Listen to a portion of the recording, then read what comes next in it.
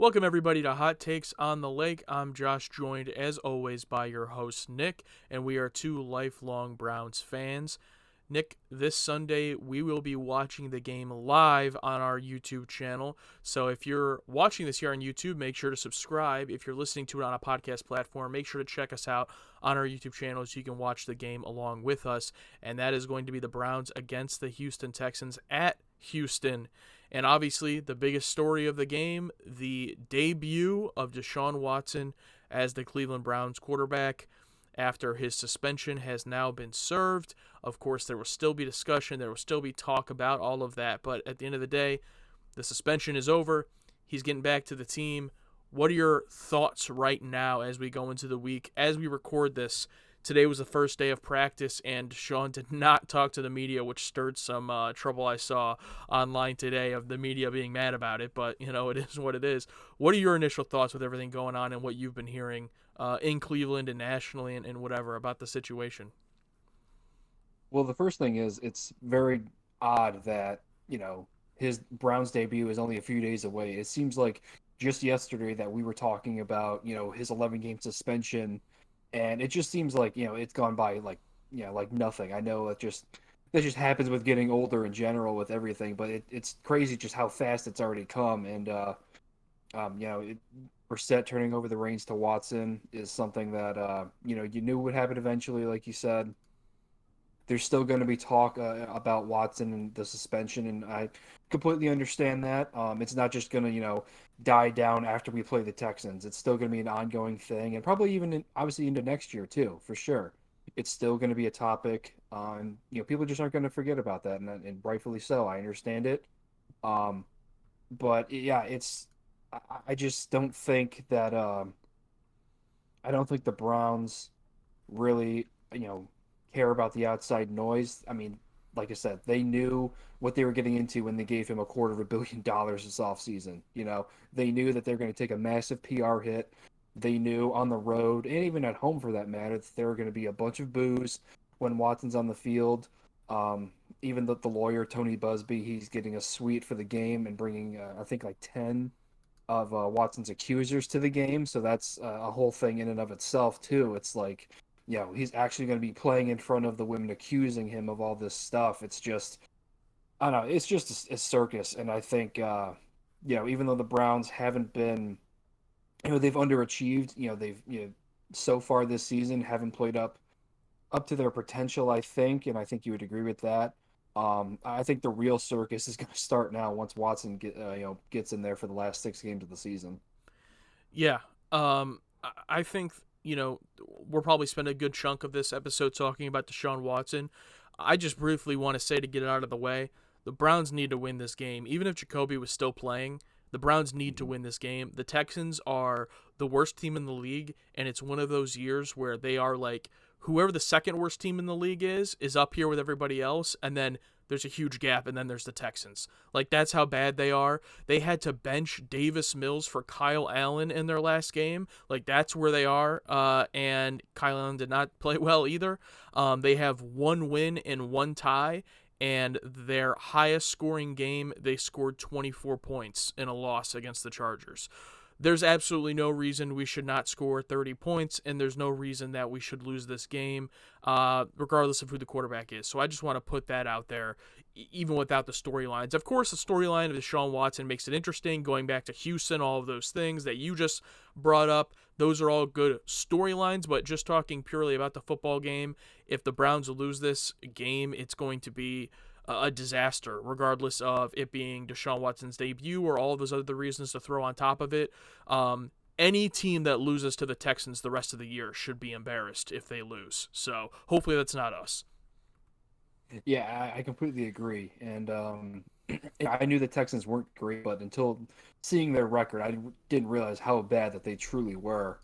And I think a lot of people earlier in the, especially going into this year, thought Davis Mills could have been a decent quarterback for them. Obviously, that hasn't been the case. Like you said, he got benched last week for Kyle Allen, who's been a journeyman in his short career. So, yeah, this is obviously a must win. Our playoff hopes are still alive. you know, at least mathematically. I think it's just going to take a lot of work and a lot of help from other teams around the league losing and certain teams winning to get to the playoffs. I still don't think that's obviously going to happen. But still, regardless if you make the playoffs or not, there's no excuse to lose this game. Yeah, absolutely. And I mean, the playoffs aren't even in my mind at this point. Like you said, it is a mathematical possibility, but I honestly think that's only because at this point in the season, we're just about to reach that point where teams get eliminated, but we're still not really there. So very few teams have been eliminated at this point. I think the Texans are one of the few teams that have.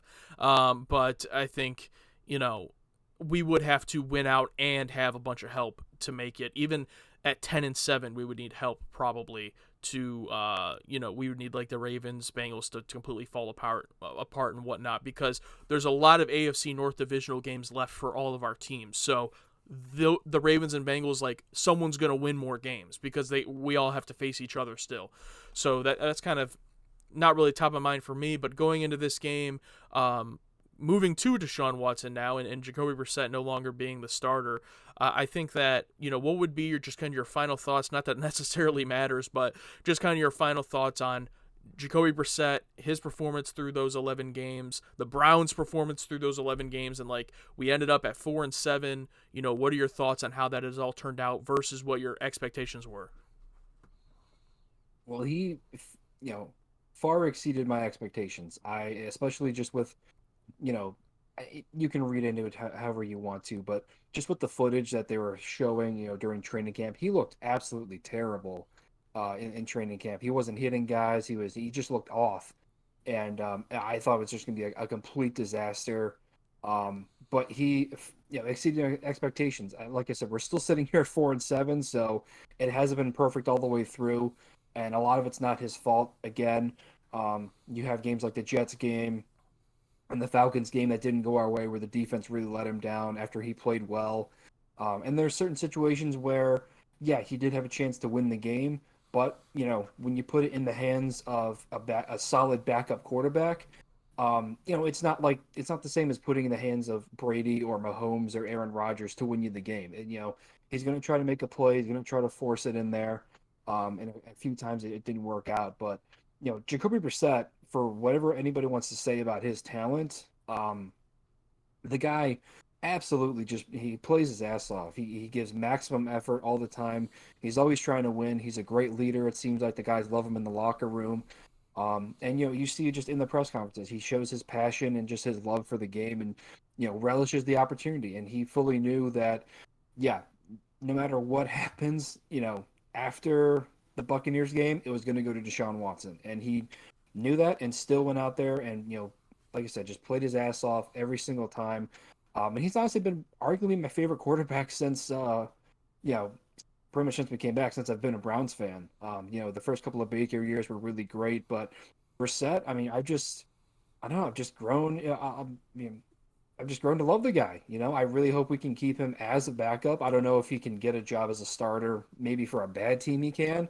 But having him as a second option, God forbid if Watson goes down, that's something that can really help out this offense, because he showed that he can keep it level. Like I said, he's not that elite guy who's going to make everybody better, but he's just been solid out there, and I really don't think you can ask for much more out of him.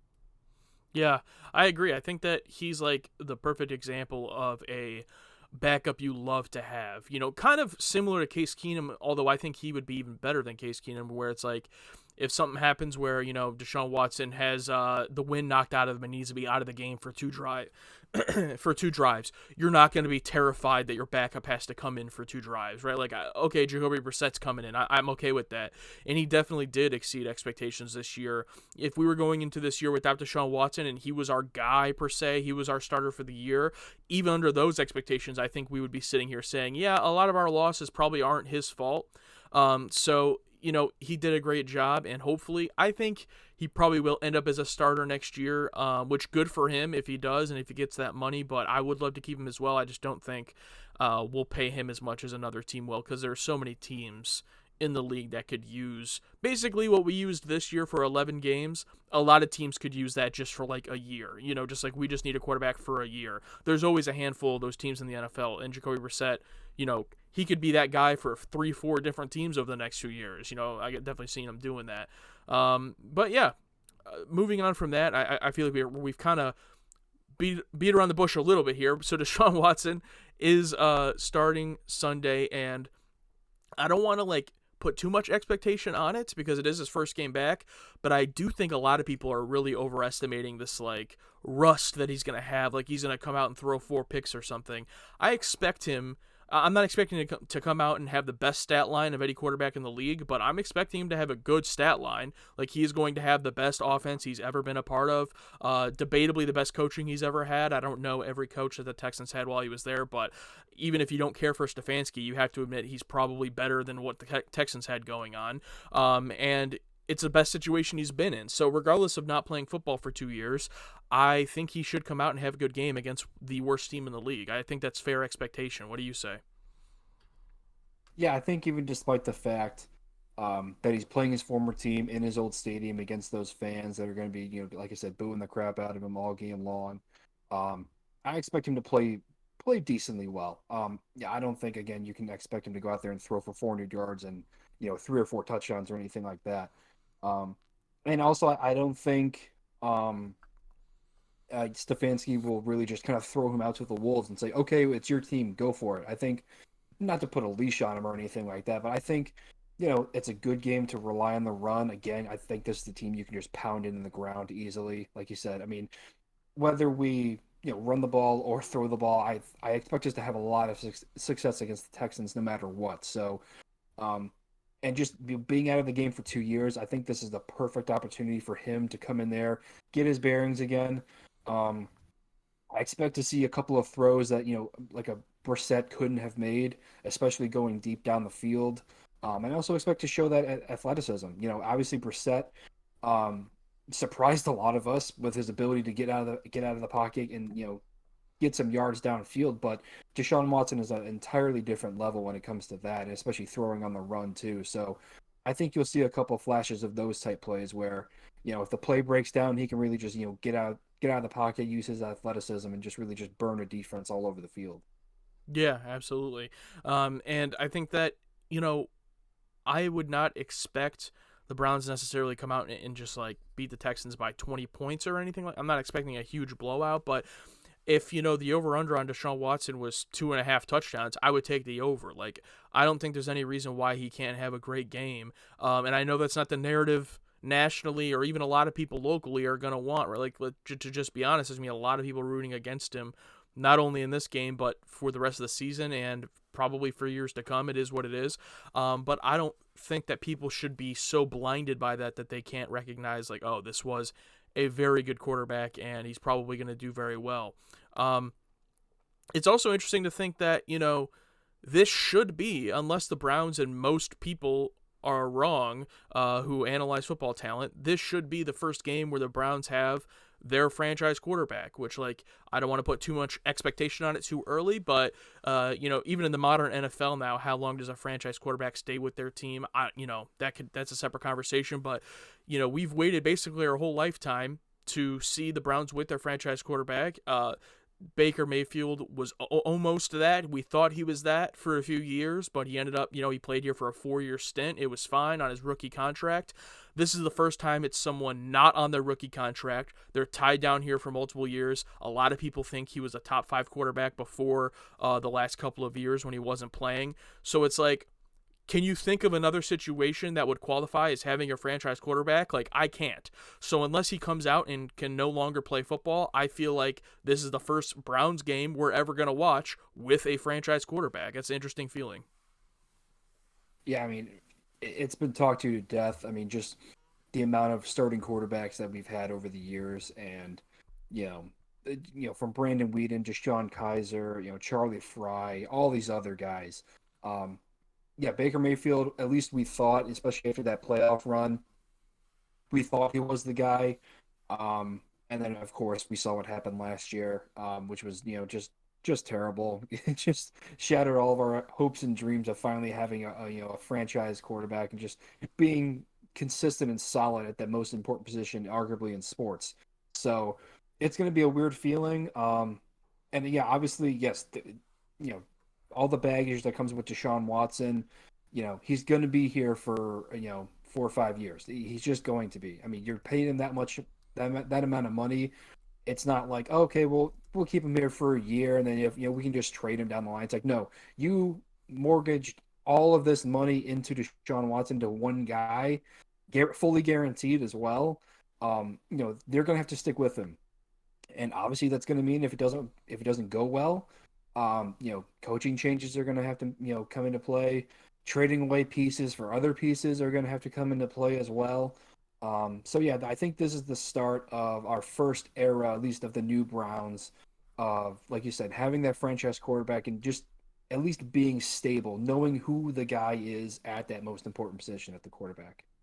Yeah, absolutely. I mean, in my opinion, over the next, even just to play it safe, 4 years, you know what I mean? Over the next 4 years, unless Deshaun Watson is hurt or is resting for the playoffs, he should be our quarterback, in any given game. And just knowing that, even with Baker, we really didn't know that after like what in like his last 2 years, like there was already talk about, oh, his 5th year option, is he going to want to re-sign here? All those things.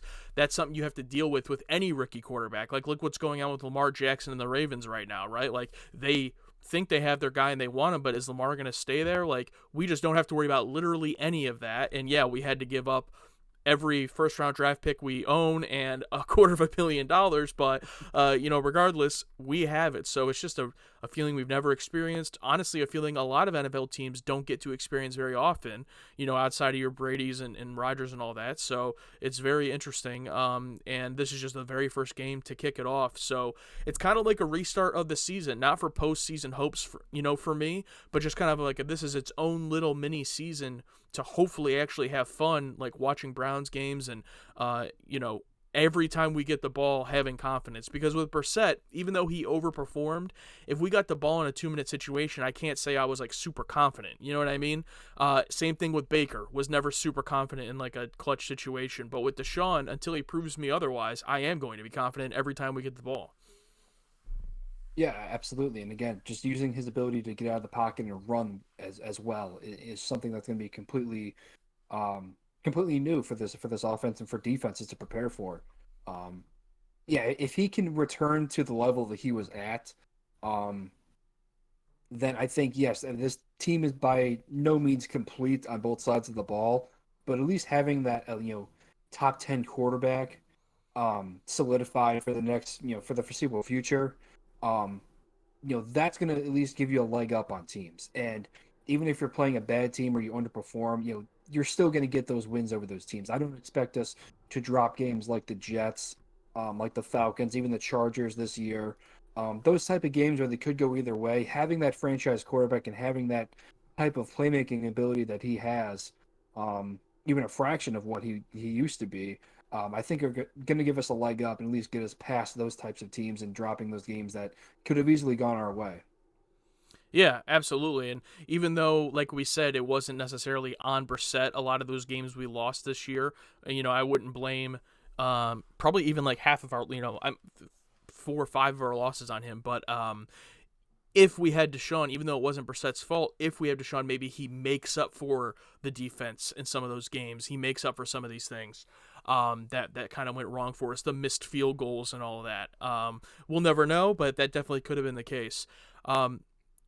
I also wanted to shout out, because, we're talking a lot about Deshaun, but I did want to shout out Nick Chubb as well, passing the 1,000 yards in the previous game. And I think I saw he has 1,000, first Browns running back in, who knows how long, to have 1,000-yard seasons the past 4 years. I think I saw that. He's still behind a little bit as far as leading the league. Josh Jacobs, believe it or not, leading the league with 1159 rushing yards. But I think Chubb still has a shot at that rushing title. I'm hoping he gets it this year. And he had another great game against the Bucs, and he had a couple off weeks. But I think that having Deshaun, if you're the defense of any team, it's like, who do you focus on?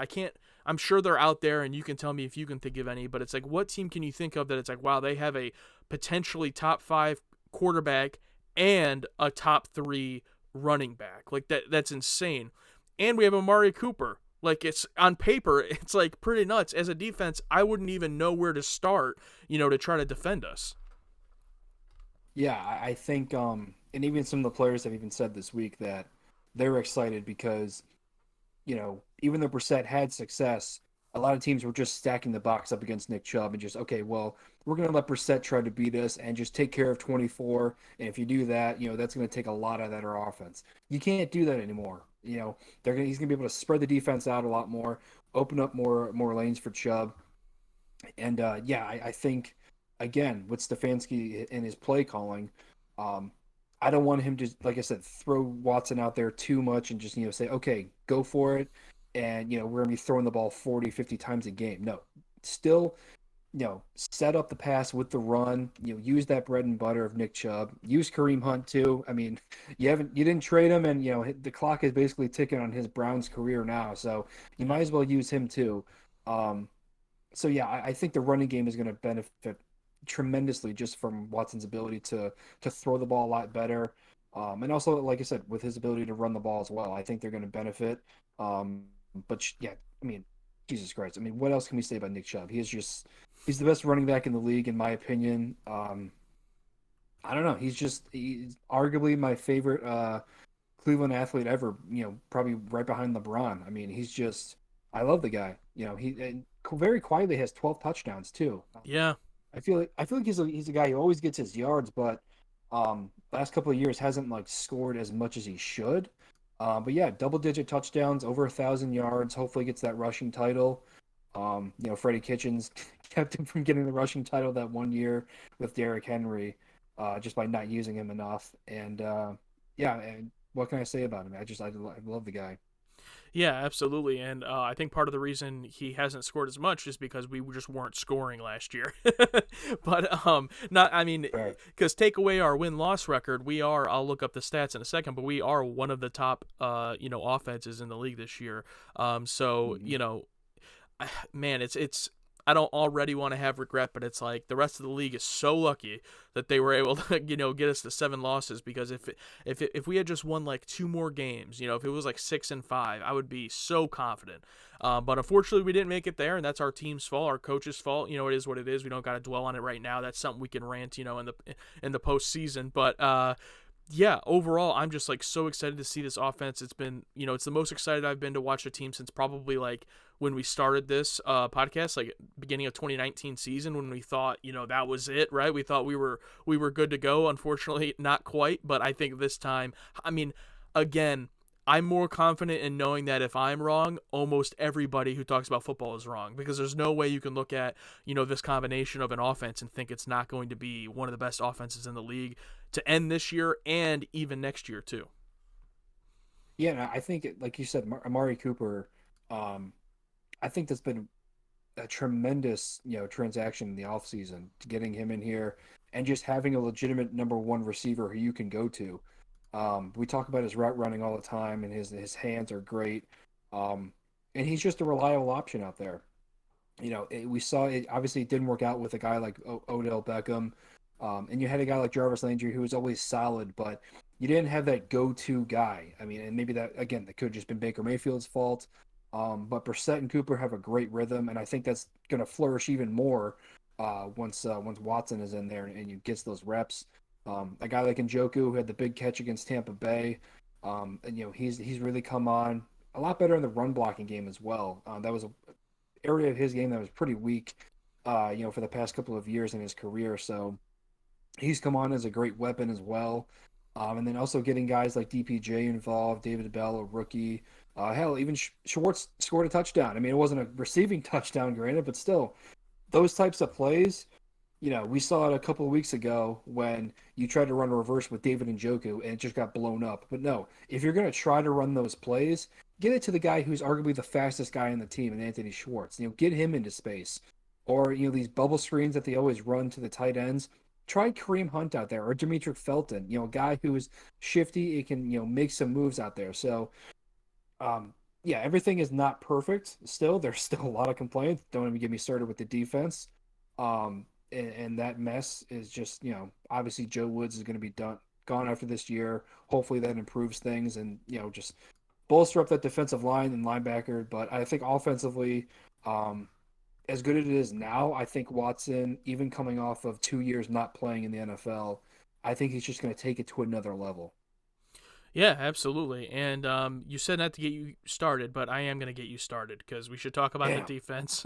um, the one saving grace of our defense is, I think, one, they just had their best game of the season against Tom Brady last week. So, I mean, you talk about, is that their excitement? Is that are they just getting better as the season goes on, or was it just a fluke? We don't know yet, but they did look good, or at the very least competent. I mean, not only did we win, but when we went to overtime, I think they stopped the Buccaneers. I think they had two offensive drives that were both stalled out by our defense. So, even though I don't think, I mean, the Buccaneers have a lot of problems as well, but that was good to see. Also, anytime you have a better offense, it's going to make your defense better, and vice versa. It's not like our offense was terrible or anything. Obviously, we weren't, but I think the defense knowing that, having that confidence that we have that much more likelihood to score, it's more of that motivation for the defense. And I know this is kind of more of a it's not an on the field stats or numbers type thing, but I think mentally, when you have a guy that you trust as your franchise quarterback, it does want to make you play better on the other side of the ball because you don't want every loss to be blamed on you. You don't want every loss to be like, well, our offense did great and our defense blows. Like, that's already kind of the narrative, and now we have our franchise quarterback coming in. So I think they're going to be motivated, but at the end of the day, it's just a lot of those players, are they good enough? I think that's what we're going to find out. We are bottom 3 in the league in allowing points per game at 26 points per game. So we got to get better at that, starting this week for sure. Absolutely. And I think where it's really going to, make a difference having Watson in there is those games where, we have the lead and our defense miraculously makes us stop. Our offense has never been able to really kind of, put our foot on the gas and just put the game away and, get another touchdown, make it a two-score game. Unless you, count the Jets game, obviously. But um, yeah, I think just having Watson out there will be able to, bolster that offense, really kind of not run up the score on people, but, you know, just like I said, put the game away. Don't always have it rely on your defense, because we've seen that that's just a recipe for disaster. Um, you know, there were a lot of things I liked in the Buccaneers game, for instance, but also, you know, Tom Brady was not the Tom Brady of old. He's looked that way the whole season. I think it's kind of, you know, I think it's starting to look like a mistake coming back again. He probably should have just stayed retired. They still have a lot of talent on that team. I understand. Godwin, Mike Evans, Emerson was doing a good job on Mike Evans, who's a tough cover for sure. Brady was a little off on his passes when he looked for him. But Godwin was open all the time. It seems like, third down, whenever they needed somebody, Godwin was always open. So I think they had a lot of opportunities to win that game. Guys like Myles Garrett, Jordan Elliott, were able to get in there, get sacks in a timely fashion, and really, put that game away for us. Um, but yeah, I think just having a better offense, we won't always have to put our defense in that position because, like you said, they've just been so unreliable. Whether it's letting a practice squad guy run all over you, or just having guys be wide open because the defensive guys in the secondary have no idea what they're supposed to be doing. So I think from that aspect, the defense is gonna so Watson can't play defense himself, but just having him on offense is going to help out that defense just by not having to put all the pressure on them because they've been unreliable all year. Yeah, and our defensive players just have to step up and make plays. I mean, we have Yeah, 3 interceptions all year. That is the second worst in the NFL, only better than the Saints, who only have 2. I mean, the Texans have 6. Like, to put it in perspective, like, that is insane. Like, I know you're not going to get interceptions every game, but we got to step it up. And overall, we have one of the worst turnover differentials in the league, and we're not even a team that gives up the ball that much. So to have a -7 differential is really bad. So they just got to step up and make plays. And every team deals with injuries, but I do think injuries have been a big part of our defense this year as well, with a lot happening. And it seems like that's starting to finally calm down, and then most of the teams there. I know that I think Greg Newsom's out this week, but But yeah, overall, I'm excited to see. And at the end of the day, even if they come out and the defense has a great game, I just got to remember it's the Texans this week. So next week against the Bengals, that'll be a bit more of a test for the defensive side. But just sticking to this week with the Texans, there's no reason that we can't have a good game, both sides of the ball. Um, was there anything else you want to say about this game specifically before we kind of look at the rest of the season? No, I'll just piggyback on what you said. Yeah, just win this game. You have to. There's no excuse not to. Um, even a rusty Deshaun Watson, just give Nick Chubb 30 carries, and I think that he can put the team on his back and just get you a win. So, yeah, if we lose this game, especially if we come out and just look bad, that's not going to be good, obviously. So yeah, just go out there and win this game, take care of business. It doesn't have to be pretty, but just you can't lose to this team. You just can't. Yeah, if I was gonna give a prediction, I would just go. I'm still not gonna say it's gonna be a blowout because the Browns are just terrible against anytime they're the favorite. They never blow anybody out. So I'm gonna go 27-23 Browns. I still think it'll be a respectable win, not something that's gonna come down to the end, hopefully. But I think that our defense just they got to prove to me that I can have faith in them keeping a team, below 20 points because they did keep the Buccaneers to 17. Good for them. But again, that proved to me that that game wasn't a fluke. So that'd be my prediction. But whether it's by 3 points or 20 points, we just have to win the game. Yeah, I agree. I'll go 27-14. Um, a double digit win, but like I said, I don't think it'll be as close as that score might indicate. Might score like touchdown to really put the game away. But yeah, I mean, I don't expect Deshaun Watson to come out there and look like he used to. I think he'll be good, obviously, but I don't. I think there's gonna be some rust, and understandably so. He hasn't played in the NFL for 2 years. It just depends on how rusty he is really how this game is going to turn out. But I have to bet on the Browns. They just can't. They have too much talent, and the Texans are just that bad. They can't drop this game. So I still have us winning a double digit win. Yeah, and I'll also just say lastly too on the Russ thing, like I would compare it to kind of how Brissett was in the first game, where like yeah, he might overthrow the ball a few times, he might even have a bad interception during the game, but I don't see it being anything that he can't shake off even by like the third or fourth quarter of this game. It shouldn't be, and I don't think it will be anything that carries on throughout the whole season. And hopefully after this game, we can just kind of let that narrative die. Would be my hope. We have enough bad, annoying narratives we have to deal with about our quarterback. We can at least shed that one, hopefully, after he plays Sunday. Quickly looking ahead, rest of the season, we got Texans, Bengals, Ravens, Saints, Commanders, Steelers. Those are our last 6 games. What do you think is kind of the realistic scenario of what you're looking at the rest of the year, just from a record perspective, and then for how good Deshaun Watson's going to be the rest of the year? Well, like I said, we'll pick up the win against the Texans. Bengals, I think we're gonna drop that one. It just seems like even though we've beaten them eight times in a row, um, I think just on the road in Cincinnati, I don't know. I just don't have a good feeling about that one. I think the Bengals have kind of found their stride from when we played them before. So I think that'll be a loss. The Ravens, I'm not sold on the Ravens. I think obviously they're talented, but I don't think I wouldn't pick them over almost anybody that's in the AFC playoff picture right now.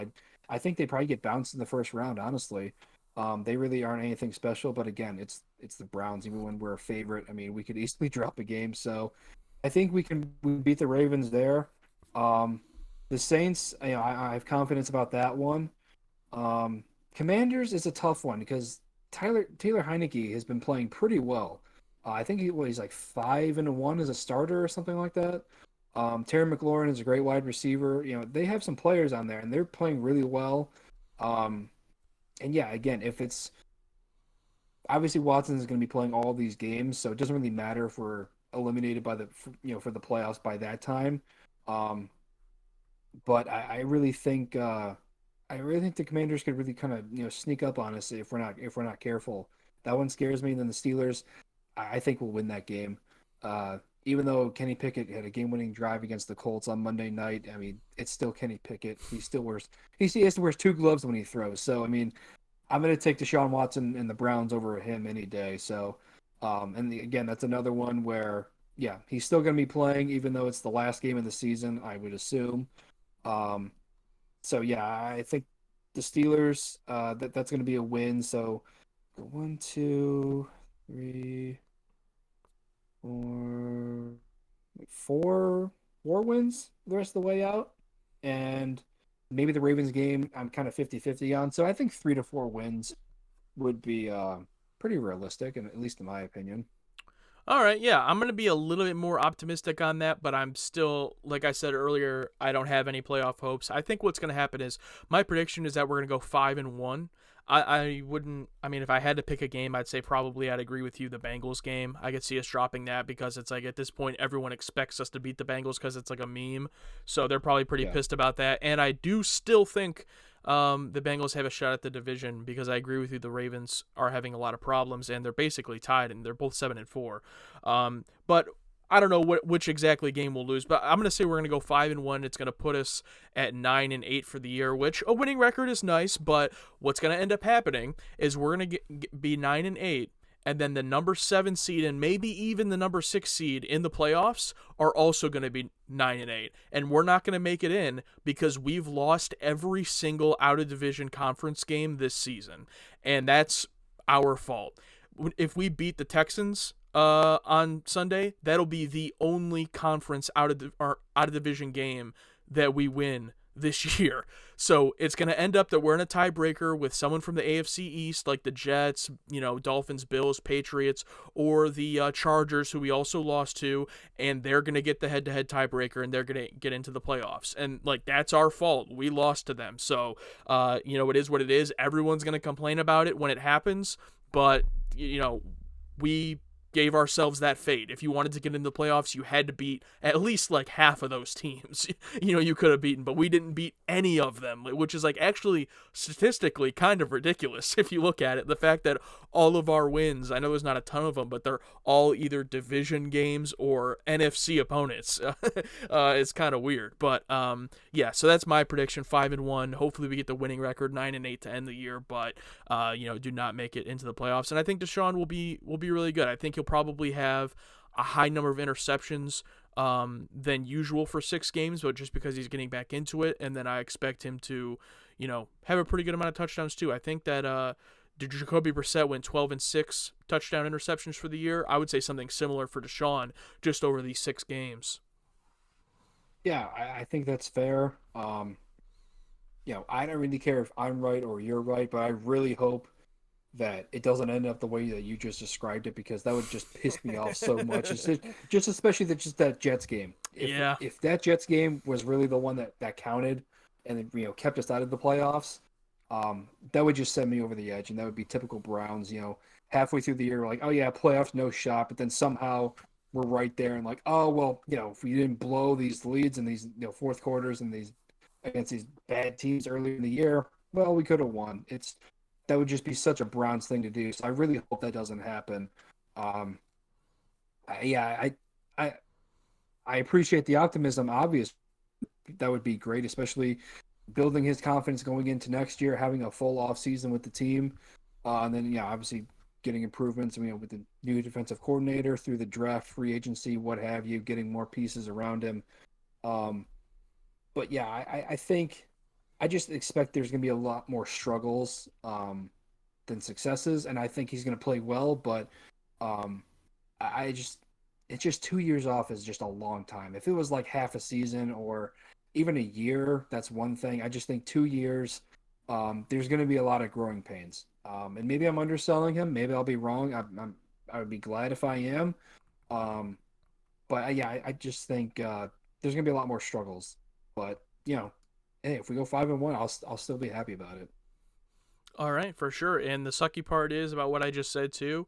Even if we go 6-0, that could still very well be the scenario where we're 10-7 and not in the playoffs. So That's why I just Leave it don't. to ourselves, like you Yeah, said. that's why I just don't really have any playoff hopes unless both the Ravens and the Bengals completely fall apart. But yeah, long shot at this point. But I'll still be rooting for the Browns, obviously week to week. And this Sunday we will be watching the game live here on YouTube. So make sure to check out Hot Takes on the Lake on YouTube to watch that game right along with us. And thank you for watching or listening, wherever platform you're consuming this on. Make sure to subscribe so you can join us for all of our episodes on Hot Takes on the Lake.